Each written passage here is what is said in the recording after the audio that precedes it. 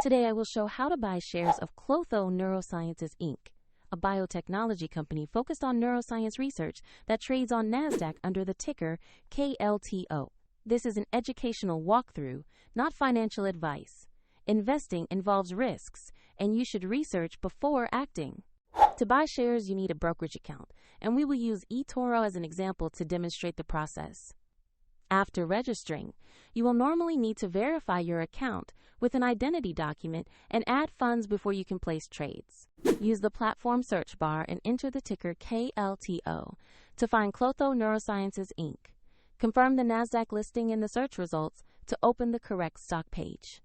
On the stock page, check the basic company information in the price chart that reflects recent trading.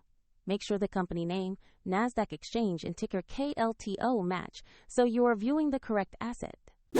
When ready, click the Buy or Invest button. Enter the amount you want to purchase, then carefully review the order details before confirming. If the market is closed, your order may be queued or set as a limit order. And if you do not have enough funds, the platform will prompt you to add money before completing the purchase. After execution or queuing, your position will appear in your portfolio where you can monitor it. For a quick link to the platform, see the description below.